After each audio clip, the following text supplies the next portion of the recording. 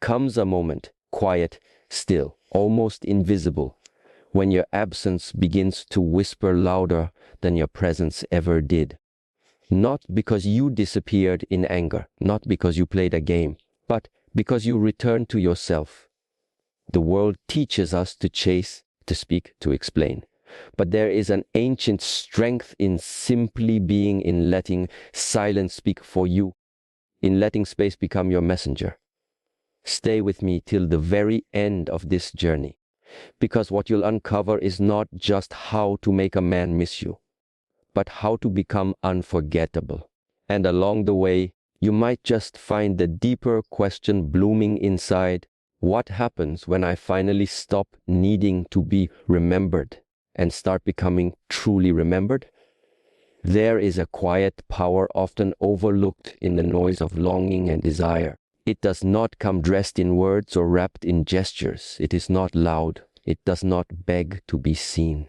And yet, it is what the soul remembers long after voices fade and presence disappears. This power is silence.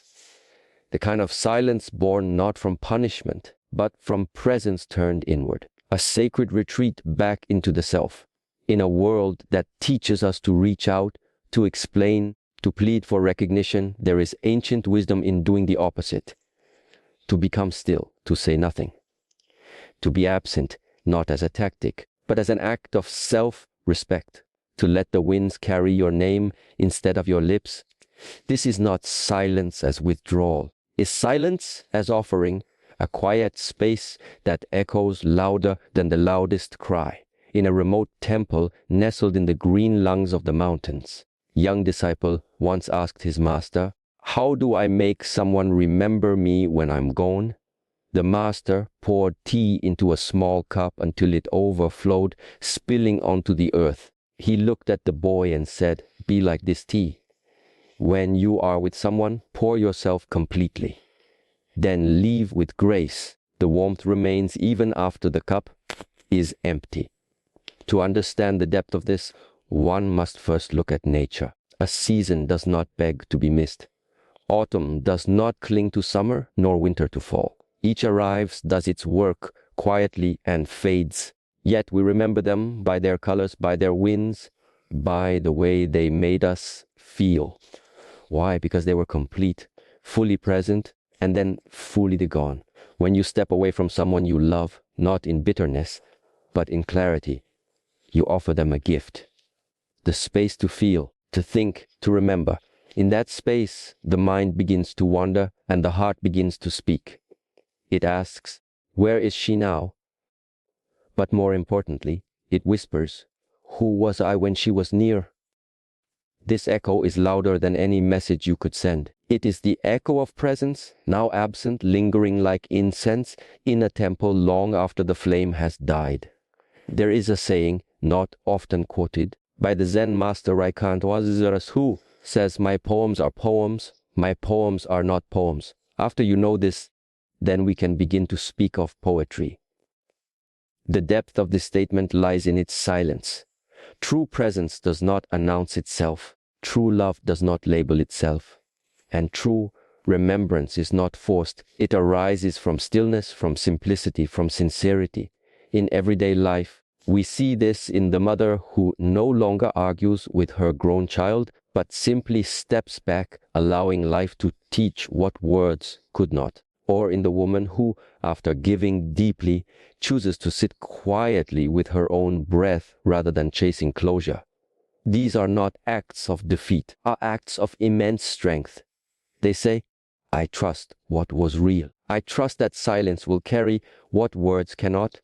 When someone misses you, it is not because you spoke the loudest or reached out the most.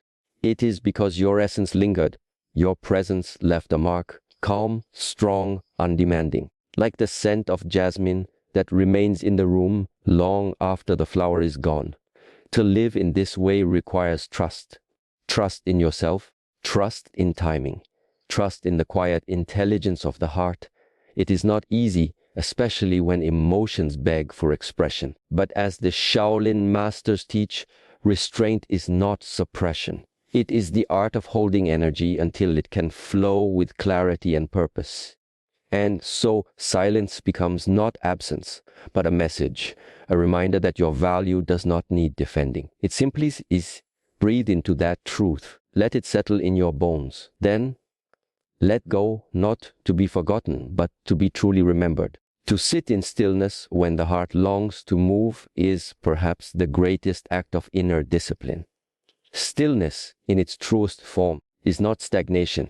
It is movement without motion, power without noise.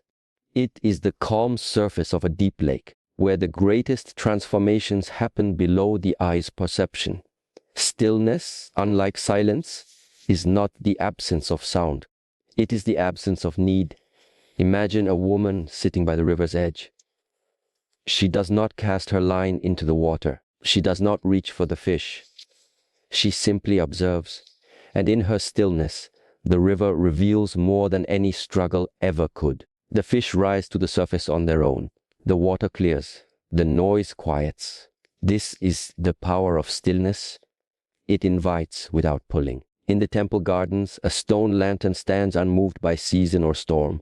Birds perch on it. Rain falls upon it. Time wears its surface, but it does not ask to be noticed. And yet every passerby remembers it. They speak not of its movement, but of its presence, its dignity, its quiet power. In relationships, this stillness becomes an enigma, a woman who is still, not cold, not distant, deeply rooted in herself, becomes something the mind cannot easily grasp.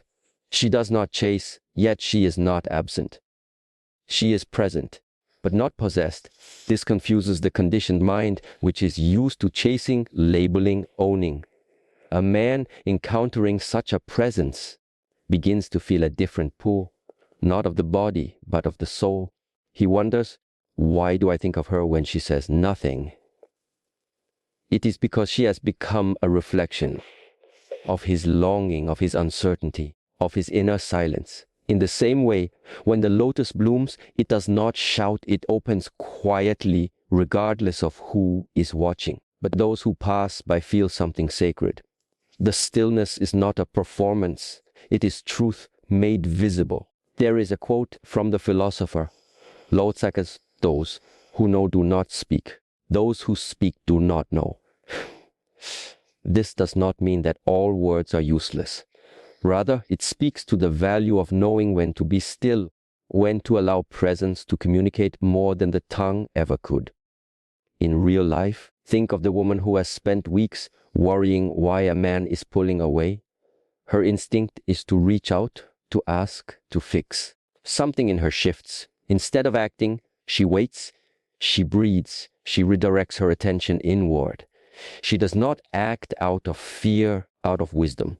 Days pass, weeks, maybe, and then a message comes, not because she chased, but because she didn't. This is not magic. It is energetic truth. Stillness is magnetic, but only when it is rooted in authenticity, not in manipulation.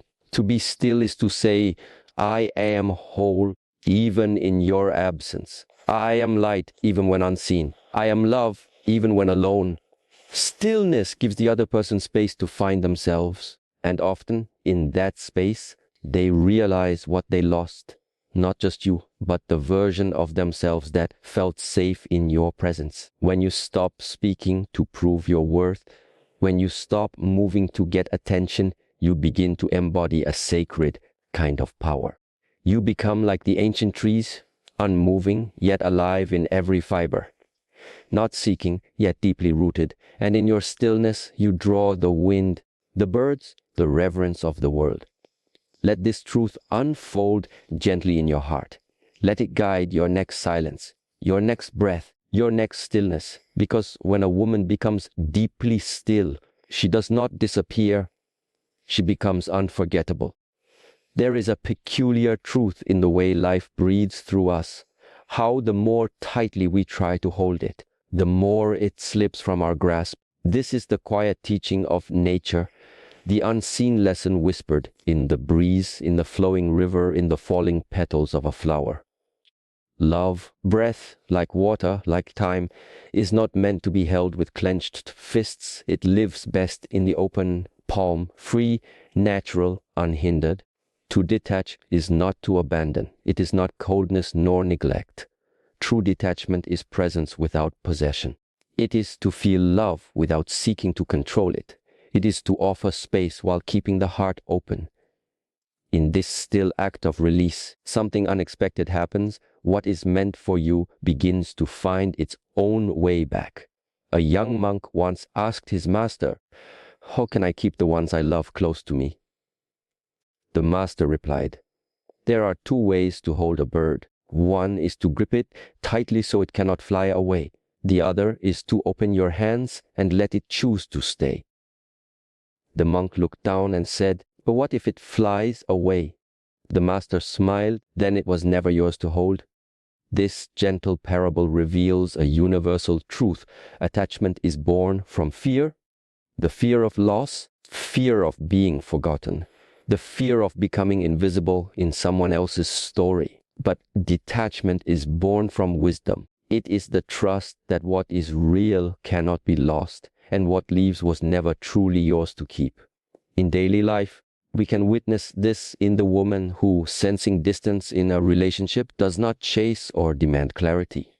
Instead, she returns to herself. She nurtures her garden, her body, her breath. She reads, she walks under the moon. She does not retreat in bitterness, but in reverence for her own worth. Her absence is not silent out of strategy. It is sacred space reclaimed. Detachment allows longing to soften into remembrance. It transforms desperation into dignity, and most importantly, grants both people a sacred opportunity to meet again, not from habit or dependency, but from true recognition. There is an old teaching from the Indian sage Vasishtha. As long as there is the notion of I am the body, there will be fear and clinging. But when one sees the self in all, love is no longer bondage. It becomes freedom. Freedom is not the absence of care. It is the presence of trust. And in the realm of love, nothing invites desire more than the purity of unforced presence. When you do not beg to be remembered, you become unforgettable. When you no longer try to hold someone, your energy flows with grace. And in that flow, you often become the very thing that others search for but cannot find in noise peace. The act of letting go is an inner bow, not to loss, to life itself. A life that moves in cycles, that teaches through both presence and absence, and that offers back what you release in time in unexpected ways. And so, if you love someone, let them breathe. Let them wonder where you've gone. Let them feel the emptiness where your warmth once was, not as punishment, as presence in its highest form, because in the still garden of detachment, longing flowers most beautifully. When you shift your gaze from another person and turn it toward your purpose, something ancient awakens within you. It is not the purpose of achievement or ambition. It is the quiet fire of self-alignment, the subtle pulse that says, "This is who I am when I am whole." To live from this place is to embody a power deeper than attraction. It is to become light itself, rather than chasing the warmth of another. Many chase love as if it is the summit of a mountain, believing that once attained, all will be well. But love that is dependent on another for validation is like a house built on sand. The moment the tide comes in, it collapses. Purpose, however, is the earth itself. When you walk upon it, you move from within, and every step echoes with meaning. There was once a woman in a village known for her beauty and grace. Many came to seek her attention, but she was never swayed by their words or gifts. One day, a traveler asked, "Why do you walk past the men who wait for your glance?" She replied, "Because my heart walks with the sunrise, and my soul listens for the voice of the trees. If they wish to meet me, let them walk beside me on my path." This is the essence of aligned purpose, not in arrogance, but in rootedness. A woman who walks in her truth does not need to be followed. Her energy draws those meant to walk beside her. In nature, this is seen in the way the sun rises. It does not ask the sky for permission. It simply emerges, steady and radiant. All life responds. Flowers open, birds sing, rivers reflect its light. The sun does not chase, it shines. This is the quiet mystery of energy. When you glow from within, the world cannot help but take notice. In real life, this might look like a woman who pours herself into her craft, her learning, her healing. Perhaps she paints, she teaches, she runs, she meditates. She is not doing these things to distract from heartbreak, but to return to wholeness. She becomes magnetic, not because she tries to be, but because she is in tune with her own rhythm. This kind of energy creates a different kind of remembrance. A man may walk away thinking she will wait, but over time, he begins to wonder, where is she now? Why do I feel her still? Why does her silence feel full, not empty? The answer is simple. She did not shrink in his absence. She expanded. There is a verse from the Bhagavad Gita, often overlooked, soft in its wisdom. One's own duty, though imperfectly performed, is better than the duty of another well performed. To walk your path, even if it is quiet, uncertain, or misunderstood, is a higher act than losing yourself in someone else's footsteps. This path does not isolate you, it liberates you. It allows you to offer love not from lack, but from fullness. When you live in purpose, your energy becomes centered. You no longer send emotional smoke signals hoping to be seen. You become the fire itself. And fire, as the old teachings say, does not plead to be warm. It simply is. There is beauty in the woman who loves deeply, yet does not forget her own breath, who gives without losing herself, who cries and then rises, not to prove anything, because rising is her nature. This is not the love of fairy tales. This is the love of the awakened heart. Let your purpose lead. Let your soul speak. Let your days be shaped not by absence of someone, but by presence within yourself. Because when you become devoted to your path, the right ones do not need to be pulled. They are drawn quietly, steadily, with reverence. And in that sacred alignment, you will be missed, not because you were gone, but because your light never truly left. To leave a lasting impression upon someone's heart is not to linger physically, nor to flood their memory with noise. It is to exist in such a way that your essence is felt long after you've gone, like the scent of rain in the soil, or the warmth of the sun absorbed into stone. Presence, in its truest form, is not about the amount of time spent with someone, the depth of energy exchanged in that time. There are moments in life where time seems to pause, not because the clock stops ticking, but because we are fully alive in the moment. When you are truly present with another, your words become fewer, your gaze softer, and your energy deeper. You do not seek to impress or control.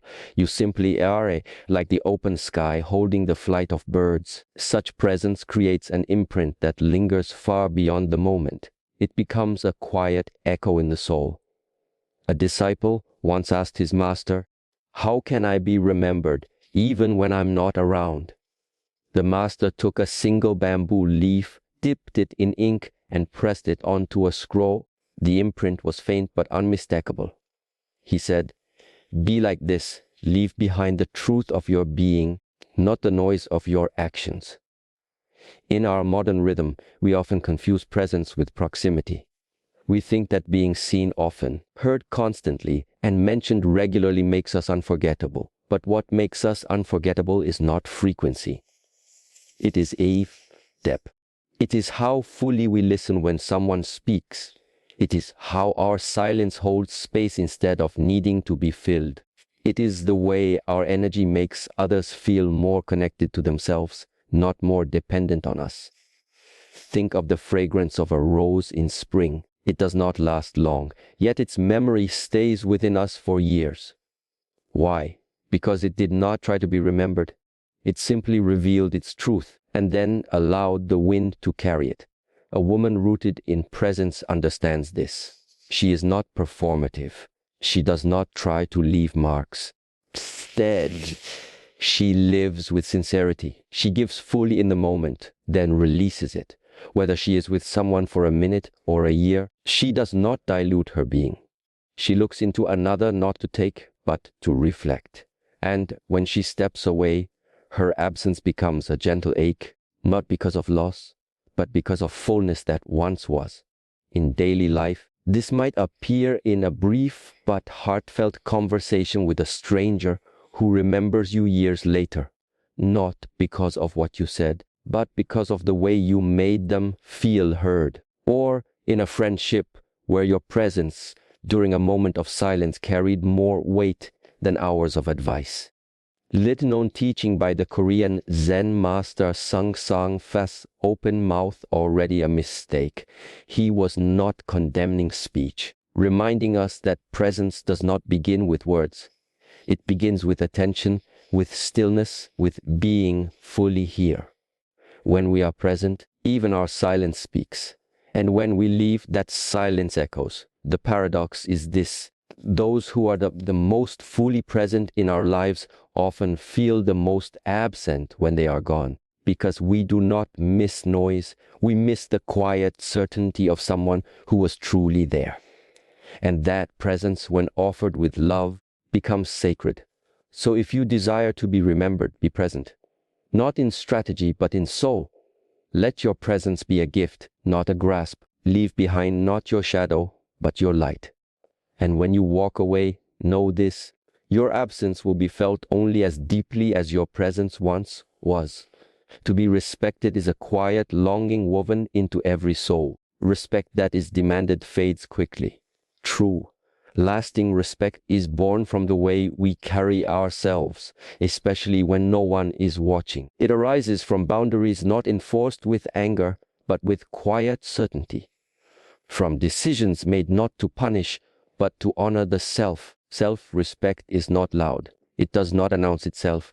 It walks with gentle dignity. It is in the calm, no spoken without guilt. It is in the stillness of walking away, not to hurt, but to heal.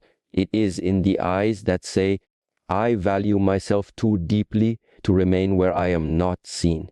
A wandering monk once came upon a village where the people mocked his silence and threw stones near his feet to provoke him. He did not react. When asked later why he did not speak or defend himself, he answered, I do not accept gifts that are not given with love. What is thrown at me does not belong to me. This story holds the essence of self-respect. It is not reactive. It does not take in what is not nourishing. It knows the difference between being wanted and being honored. And in that knowing builds boundaries that are not walls, but thresholds, portals through which only reverence may pass. A woman grounded in self, respect becomes unforgettable because she is rare, not because she withholds love, but because she offers it with discernment. She knows her heart is sacred ground, and not every visitor may tread there. She does not explain her standards. They are felt in her presence, like a tempo that commands silence not through force, through its stillness. In nature, consider the high mountain lakes, clear, deep, and untouched. Not many reach them, but those who do approach with quiet footsteps. The journey to them requires effort, reverence, intention. Their purity demands it. So too does the woman who lives in the temple of her own worth. She is not difficult. She is discerning. She is not arrogant. She is aware. In everyday life, self-respect may show up as the choice to stop responding to someone who only remembers you in convenience. Or it may mean leaving a conversation where your voice is not truly heard. It may even be as simple as choosing silence over defending your worth. These acts may go unnoticed by others, but they transform the landscape of your soul. From the writings of the mystic poet Kabir comes this truth: do not go to the garden of flowers. O friend, go not there. In your body is the garden where flowers blossom and bloom with love. The greatest respect must begin within. When you respect your own spirit, the external world follows in subtle ways. Those who fail to honor you will feel the shift, even if they do not understand it. And those who do will be drawn, not to possess, but to praise. And something profound begins to happen. Those who once took you lightly begin to feel your absence like gravity. They remember the steadiness of your presence, the softness that came with strength, the warmth that was never desperate, only available. The longing they feel is not just for you, but for who they were when they were in your presence. Because self-respect, when embodied, invites others into their own integrity. And when that light is no longer near, it is deeply missed. Let your self-respect not be a shield, but a lamp. Let it guide your choices and shape your silence. Speak it not with your tongue, but with your walk. And know that being missed is not the goal. Being true is. Because when you live from this place, you do not need to remind anyone of your worth.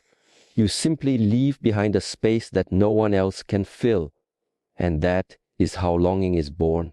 Not from absence alone, but from the memory of truth. So, if your heart aches for someone to miss you, start with this deeper truth. You are not here to be chased, explained, or proven. You are here to be felt, to be remembered, to be honored.